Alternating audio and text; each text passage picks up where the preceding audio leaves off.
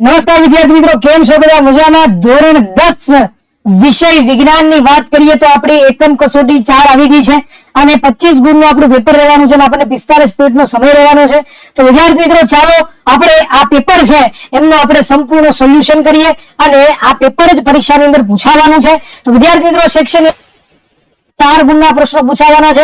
એમાં પહેલો પ્રશ્ન છે એમસીક્યુ ટાઈપનો છે, એમાં તમને કીધું છે કે 22 કેરેટ સોનાના 2 ભાગમાં શું ઉમેરવામાં આવે છે?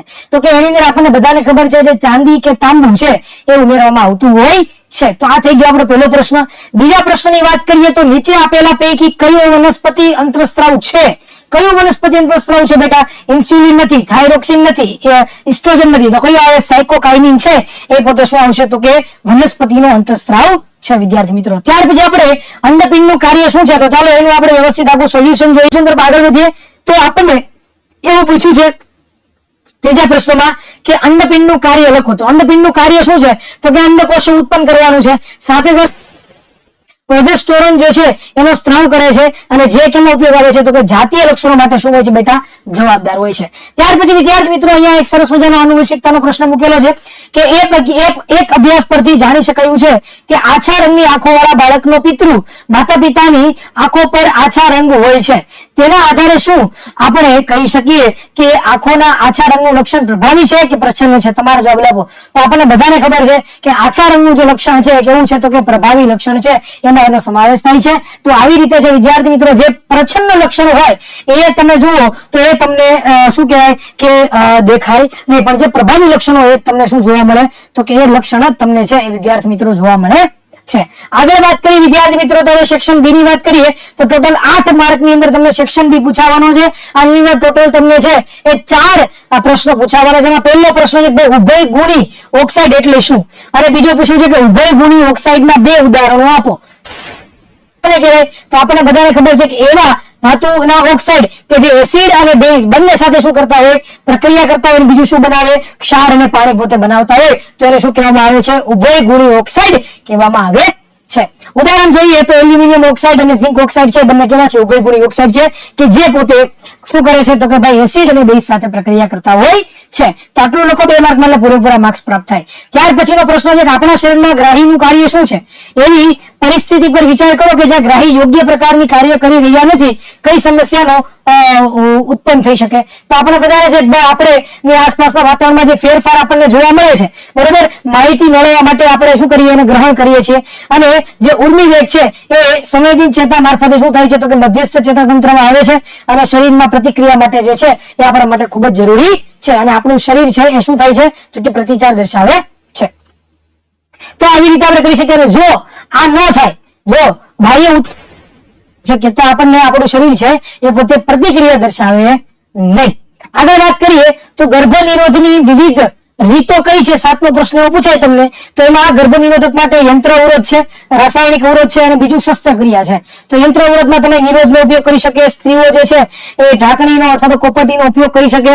સ્ત્રીઓ માટે ગર્ભ નિરોધક ગોળીઓ પણ આવેલી છે. શસ્ત્રક્રિયા દ્વારા છે તમે શુક્રવાહિની અને અંડવાહિનીઓ છે બંધ કરી શકો છો. તો આવો પણ પ્રશ્ન તમને પૂછાઈ શકે. ત્યાર પછી 8મો પ્રશ્ન છે એવો પૂછાય કે સંતતિ કે બાળ પેઢીમાં નર અને માદા પિતૃઓ દ્વારા આનુવંશિક યોગદાનમાં સરખી ભાગીદારી કેવી રીતે સુનિશ્ચિત કરી શકાય છે?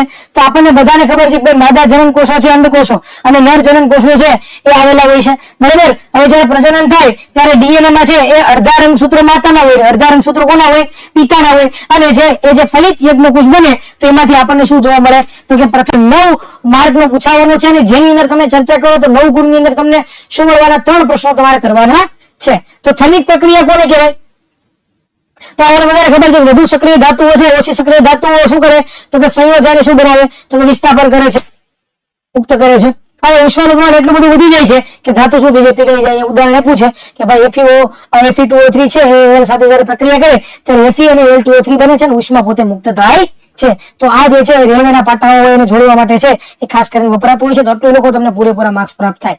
ત્યાર પછી વાત કરીએ તો માસિક ચક્ર ઋતુસ્રાવ કોને કહેવાય? છોકરીઓ 10 થી 12 વર્ષની થાય ત્યારે માસિક જે સ્ત્રાવ છે એની શરૂઆત થઈ જાય છે. અંડકોષો છે પરિપક્વ થાય છે અને દર 28 દિવસે છે અંડકોષ પરિપક્વ થઈને અંડવાહિનીઓ દ્વારા યોની માર્ગમાં આવે છે અને અંડપાત થાય છે. અને એ જે છે એ રુધિર દ્વારા જે માસલ ભાગ હોય આપણે ગર્ભાશયનો એમાંથી જે છે દર મહિને ઋતુસ્રાવ થતો હોય છે. તો આવી રીતનું જે છે તમે જોઈ શકો, અને 2 થી લઈને 8 દિવસ સુધી આ ચાલતું હોય છે.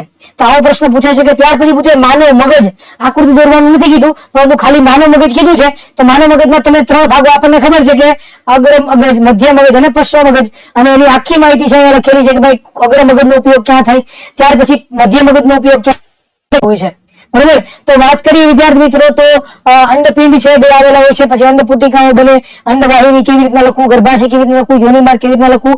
તો આવી રીતે આખો પ્રશ્ન તમે લખી શકો છો, તો તમને 4 ગુણ છે એ પોતે પ્રાપ્ત થઈ શકે છે. અને આકૃતિ દોરવી જે છે એ મોસ્ટ ઇમ્પોર્ટન્ટ છે. કેવી છે?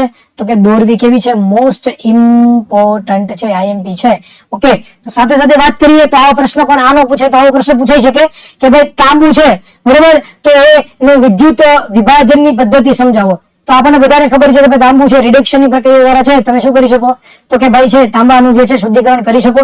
આકૃતિ દોરવી છે એ બહુ ઇમ્પોર્ટન્ટ છે. તો આ પણ કેવી છે?